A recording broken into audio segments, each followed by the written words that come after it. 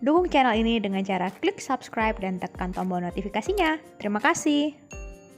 Hai semua, balik lagi bersama aku Dr. Sarah di Health Series. Jadi guys, konten ini kayaknya udah lama banget nggak ke-upload. Kita sempat kayak sering gitu ngupload waktu di awal pandemi, tapi kayaknya makin panjang. Ya udahlah, toh semua yang kita mau sampaikan juga udah pernah kita bikin videonya. Iya. Terakhir kita membicarakan tentang apa itu COVID ya.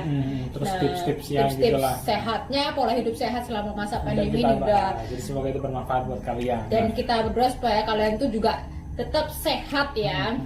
Nah, kali ini kita mau bicarain di luar topik di luar itu, COVID. kita mau ya semi curhat sambil cerita karena pasti banyak yang mengalami hal ini di luar banyak sana. banget. Buktinya kalau kita lagi berobat ke dokter itu antrinya ya ampun guys, bisa kadang pulang jam 10 malam, jam 11 malam pernah gitu loh. Iya. Itu padahal kita udah ngambil rumah sakit yang dekat rumah. Ada yang kadang ngebela-belain sampai rumah sakitnya yang jauh dari rumah karena pengen ketemu kayak dokter yang ini nih yang gitu. Hits nih, iya, gitu, dokter yang ini rekomendasi gitu ya kan. Oke, apaan sih topiknya kalau kita udah Iya, jadi kita mau ngomongin tentang program hamil ya. Ya. Kita mau ngomongin tentang program hamil karena ini adalah suatu tindakan yang diambil oleh pasangan yang sudah menikah dan belum dikaruniai anak ya. Jadi kita udah nikah tuh hampir 3 tahun. Puji Tuhan. Jadi sebenarnya dalam 3 tahun pernikahan itu setelah pernikahan yang setahunan kita tuh mulai konsultasi ke dokter spesialis obstetri dan ginekologi SPOG. Opsin. Nah, gitu. Jadi kalau secara medis teman-teman yang sudah menikah dan sudah dalam 1 tahun belum dikaruniai anak dan dalam kesehariannya melakukan hubungan secara rutin gitu ya dan tidak menggunakan kontrasepsi, itu dikatakan infertilitas primer gitu ya. Jadi memang kalau sudah memasuki masa 1 tahun dan belum, ayo coba konsultasi ke Objin karena ternyata banyak banget hal yang kita baru tahu walaupun aku dokter ya, tetapi ternyata kayak langsung terbuka, oh ternyata begini-begini ya gitu. Ternyata kita pun juga bisa mengalami walaupun kita kayaknya itu merasa kita jauh dari merokok, jauh dari obat-obatan yang kayak rutin banget diminum atau olahraga yang terlalu berat kayak gitu yang bisa mempengaruhi kehidupan reproduksi kita gitu.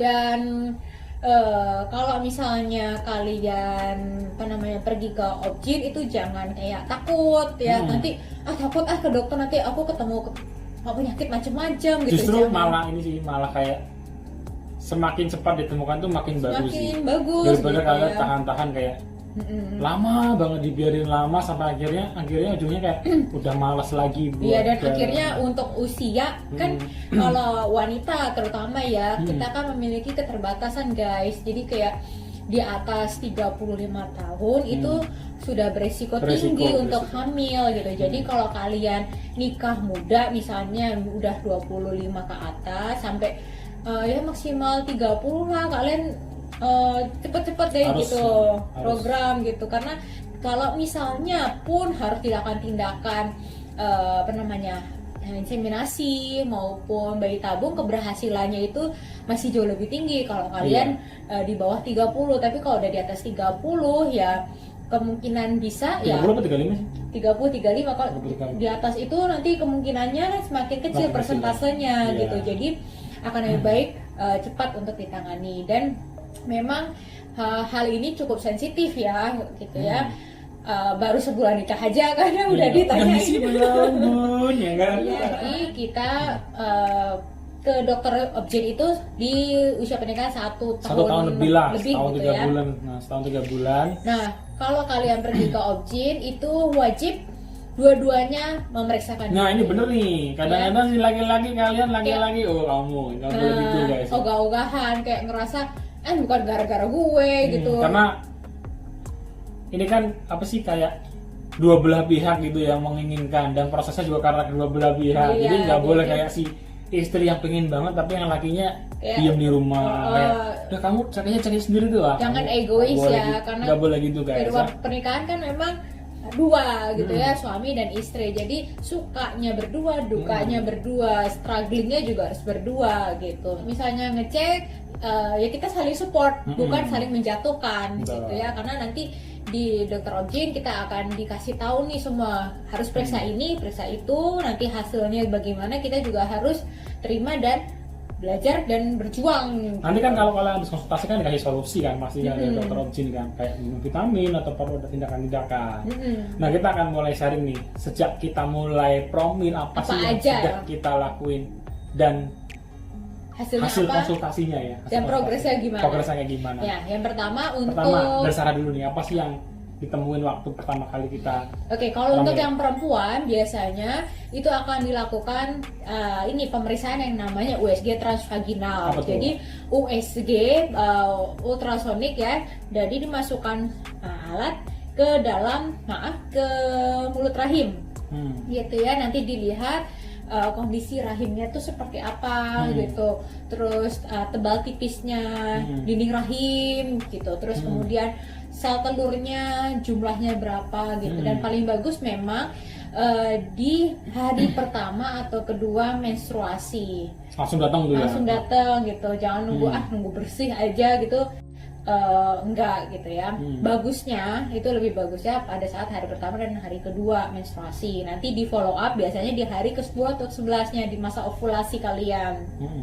Gitu. Nah, ada yang namanya USG transvaginal. Terus yang kedua ada yang namanya pemeriksaan HSG, hysterosalpingografi. Jadi ini ada semuanya, jadi rata-rata dimasukkan alatnya ke ini ya, vagina ya. Jadi mulut rahim. Untuk kalau yang HSG ini untuk mengetahui apakah saluran dari kandung telurnya itu tuba falopi ya dibilangnya, kalau medisnya itu paten atau tidak, ada sumbatan atau tidak gitu ya. Kalau ada sumbatan kan, kalau misalnya tersumbat telur nanti nggak bisa ketemu si sperma. Oh gitu. Jadi kayak macam terhalang. Ya, kita mau masuk lorongnya ada batu gede yang kayak inilah, kayak apa? Selang kamar mandi mampet kena apa gitu kan, misalkan, jadi akhirnya nggak bisa ada lumpurnya nih, jadi nggak bisa ketemu nih gitu. Jadi nggak terjadi pembuahan. Terus yang ketiga ada pemeriksaan namanya hysteroscopy. Nah, hysteroscopy ini untuk melihat apakah di rahimnya itu ada misalnya polip ya atau miom, jadi tumor jinak yang bisa mengganggu penempelan sel telur gitu, sehingga kalaupun nanti sudah jadi bakal ya gitu, dia nggak bisa nempel karena ada polip yang ganggu. Jadi kayak macam tanah sawah nih gitu, tapi banyak ilalangnya gitu. Jadi ditabur benih itu kayak, jadi ya nggak bisa numbuh kan, nggak bisa nempel gitu.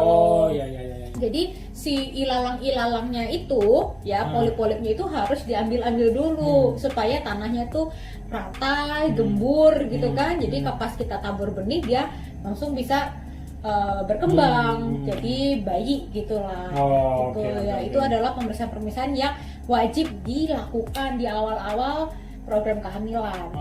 Kalau pemeriksaan labnya itu juga ada ya, jadi tes macam-macam termasuk tes tiroid, tes hormon gitu. Dan ternyata pas dicek tiroidku bermasalah ya. Itu juga aku baru tahu, kita baru nemu itu ya. Jadi nemu. Baru tersadar tuh tiba-tiba dokternya minta tes untuk lab tiroid.